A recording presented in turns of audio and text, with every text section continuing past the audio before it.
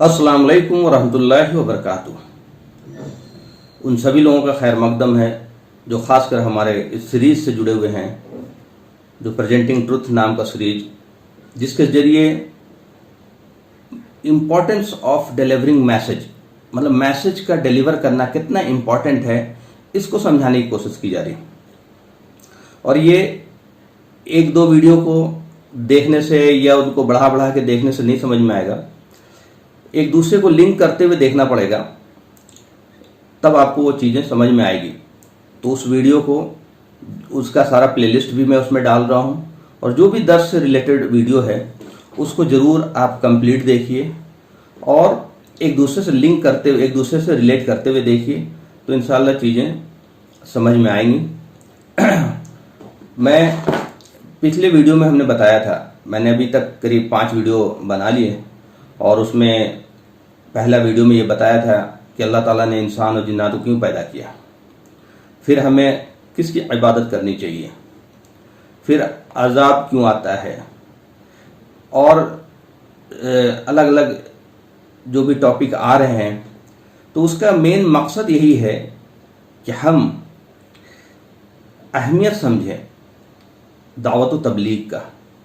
कहीं ना कहीं ये अहमियत, इसकी अहमियत हमारे अंदर से निकल गई है, और जिसकी वजह से हम दुनिया में जलील हो रहे हैं, रुसवा हो रहे हैं, और उसके अलावा कोई चारा नहीं है कि हम अल्लाह के उन हुक्मों को मानें, वरना ना मानने की वजह से हमारे ऊपर अजाब मुसल्लत की जाएगी।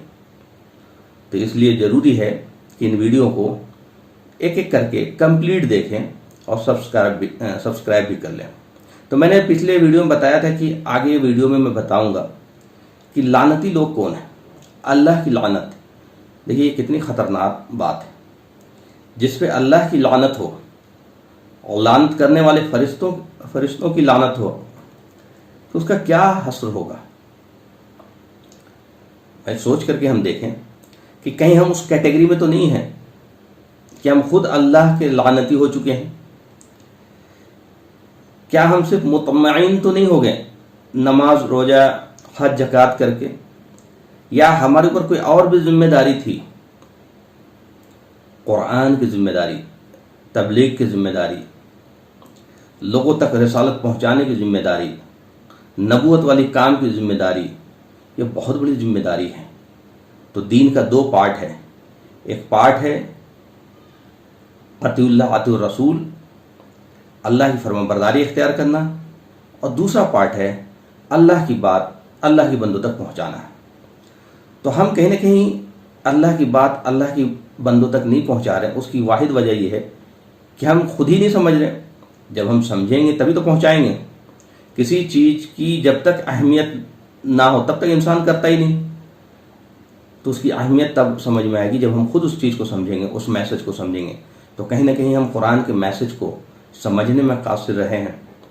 कुरान को जिस अहमियत और जिस रेस्पेक्ट का वो हामिल था, वह हम उसको नहीं दे रहे हैं, जिसकी वजह से आज हम जलील हो रहे हैं। कुरान जो है सिर्फ कुरान खानी के लिए या तिलावत के लिए या सवाब की नीयत से पढ़ी जाने वाली चीज़ें नहीं है। कुरान जो है हुदल लिन्नास है, हिदायत के लिए पढ़ी जाने वाली किताब है। हिदायत का मतलब अल्लाह के इंस्ट्रक्शन क्या है, इसमें हमारे लिए हिदायत क्या है, हमें क्या करना है, क्या नहीं करना है। जब तक उस नियत से नहीं पढ़ेंगे, हम कुरान की असल एसेंस पे नहीं पहुंचेंगे। तो उस सीरीज की आखिरी नेक्स्ट जो वीडियो है, एपिसोड है, उसमें अल्लाह की लानत किन लोगों पे होती है, तो वो हम देखेंगे। अल्लाह की लानत किन लोगों पे होगी, ये जानना हमारे लिए बहुत ज़रूरी है, और जानने के बाद इस पर गौर फिक्र करें, इस पर अमल करें, और सोचें कि कहीं ऐसा तो नहीं कि हम भी इसमें शामिल हैं। ये बड़ी ख़तरनाक बात है। औज़ु बिल्लाहि मिनश शैतानिर रजीम, बिस्मिल्लाहिर रहमानिर रहीम। सूरह बकरा 2 नंबर की सूरह, और इसके आयत नंबर है 159। उसमें अल्लाह ताला कहते हैं, इन्नल्लज़ीना यक्तुमूना मा अंज़लना मिनल बय्यिनात वल हुदा मिन बादि मा बय्यन्नाहु लिन्नास फिल किताब उलाइका यलअनुहुमुल्लाह व यलअनुहुल लाइनून। व यलअनुहुल लाइनून। इन अल्लज़ीना यक्तुमूना मा अंज़लना मिनल बय्यिनात वल हुदा मिन बादि मा बय्यन्नाहु लिन्नास फी उलाइका यलअनुहुमुल्लाह व यलअनुहुल लाइनून। اللہ تعالیٰ کہتے ہیں ان الذین یکتمون، بے شک وہ لوگ جو چھپاتے ہیں، ما انزلنا من البینات، جو ہم نے نازل کی واضح دلائل، والہدی اور ہدایت۔ یہ کیا ہے واضح دلائل اور ہدایت؟ یہ قرآن ہے۔ اور اللہ تعالیٰ کہہ رہے کہ جو لوگ چھپاتے، تو کون چھپاتا ہے؟ بھائی چھپائے گا وہی نا جس کے پاس ہوگا۔ کس کے پاس ہے یہ چیزیں؟ یہ نعمت آج کے دن میں کس کے پاس ہے؟ مسلمان کے پاس ہے۔ تو چھپانے والا کون ہے؟ چھپانے کا مراد یہ ہے کہ نہ تو وہ خود دوسرے کو بتا رہا، اور دوسرے کو بتانے کے لیے ضروری ہے کہ خود جانے، تو نہ تو وہ خود جان رہا ہے اور نہ اپنے لوگوں کو بتا رہا، تو دوسرے کو تو بتانا بہت دور کی بات ہوگی۔ تو چھپانے والا صرف مسلمان ہے، کوئی دوسرا نہیں ہو سکتا، چونکہ یہ نعمت مسلمان کے پاس آج کے ڈیٹ میں مسلمان کلیم کر رہا، جبکہ یہ ہدی للناس ہے، لیکن اس کا آج کے ڈیٹ میں یہ ذمہ داری اس پہ نازل ہوتی ہے جو یقین کر رہا ہے اللہ پہ، اللہ کی کتاب پہ۔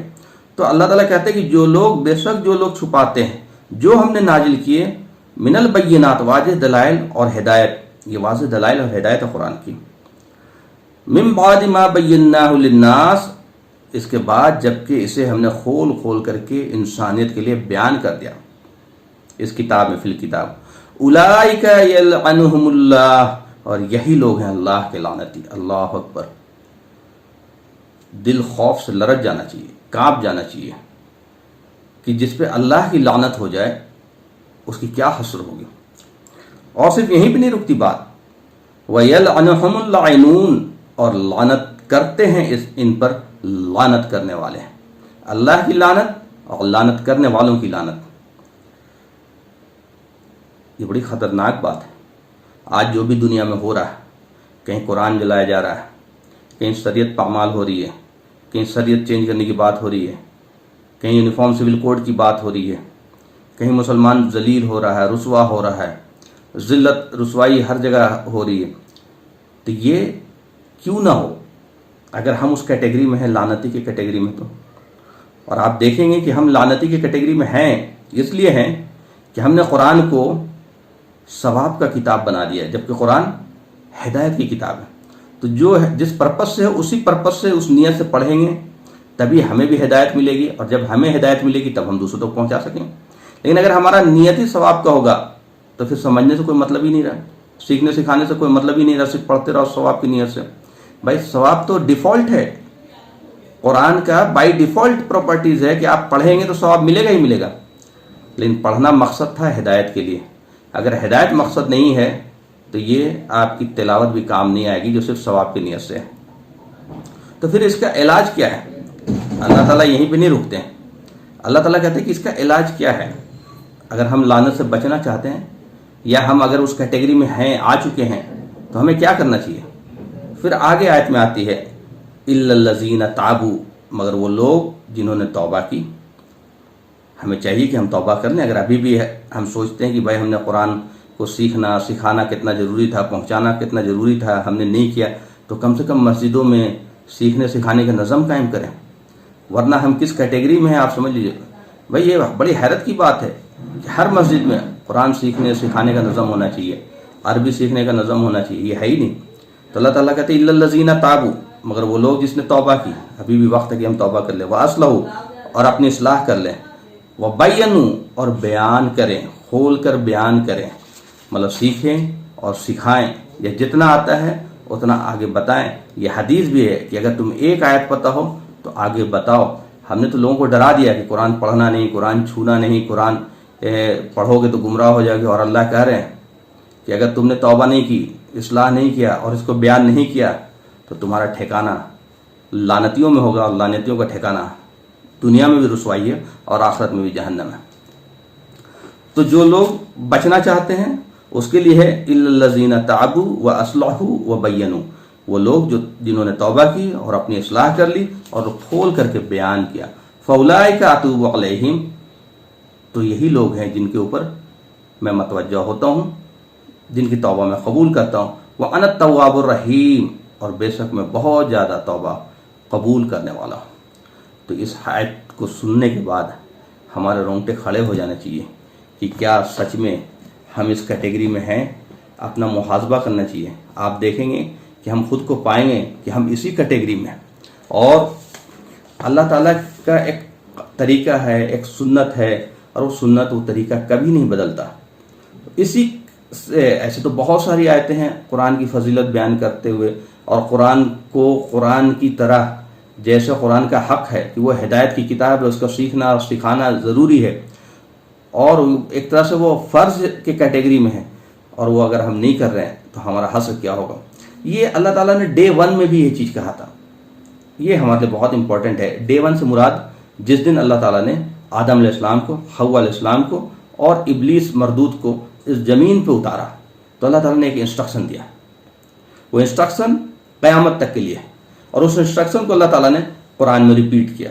اللہ تعالیٰ کہتے ہیں سورہ بقرہ میں ہی 38 نمبر کی آیت میں، جس میں اللہ تعالیٰ کہتے ہیں بسم اللہ الرحمن الرحیم قُلْ نَهْبِطُ مِنْهَا جَمِيعًا، تم سب اتر جاؤ ایک ساتھ. سبھی کو جنت سے اتار دیا. کہاں؟ زمین پہ. فَإِمَّا يَأْتِيَنَّكُم مِّنِّي هُدًى، اور جب جب تمہارے پاس آئے میرے طرف سے کوئی ہدایت، وہ آ گئی وہی کتاب جو مَا أَنزَلْنَا مِنَ الْبَيِّنَاتِ. فَإِمَّا يَأْتِيَنَّكُم مِّنِّي هُدًى، اور میرے طرف سے جب بھی کوئی ہدایت آئے، کوئی گائیڈ لائن آئے، کوئی انسٹرکشن آئے، کوئی کتاب نازل ہو، فَمَن تَبِعَ هُدَايَ، اور جو لوگ اس کی اتباع کریں گے، انسٹرکشنز کی، گائیڈز کی، قرآن کی اتباع کریں گے، فَلَا خَوْفٌ عَلَيْهِمْ وَلَا هُمْ يَحْزَنُونَ، نہ ان پہ خوف ہوگا اور نہ ان پہ غم ہوگا. اللہ اکبر. آج ہے مسلمانوں کے بیچ میں غم بھی ہے، خوف بھی ہے. اور یہ صرف ان مسلمانوں کی بات نہیں کر رہا ہوں، یہ بڑے دیندار، بڑے پرہیزگار لوگوں کے اندر بھی یہ خوف اور یہ غم ہے، جبکہ یہ چیز ہونا نہیں چاہیے مسلمان کے اندر. تو اگر یہ غم اور خوف ہے تو کہیں نہ کہیں ہم ہدایت سے دور ہیں، ہدایت کی اتباع سے دور ہیں.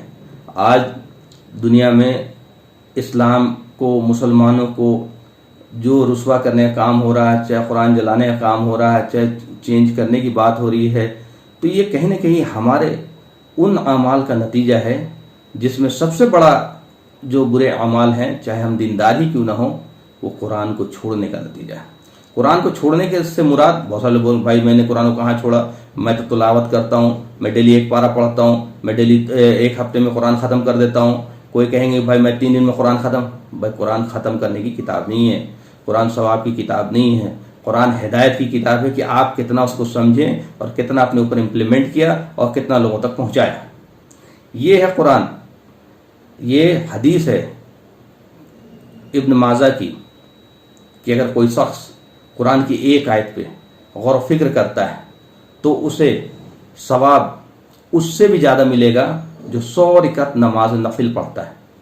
اللہ اکبر. سوچئے 100 رکعت نماز نفل میں آپ 100 بار تو سورہ فاتحہ پڑھ لیں گے، 100 بار کوئی سورہ پڑھیں گے، 300 بار سبحان ربی الاعلیٰ، سبحان ربی العظیم پڑھیں گے، 100 بار 50 بار التحیات پڑھیں گے، 50 بار درود پڑھیں گے.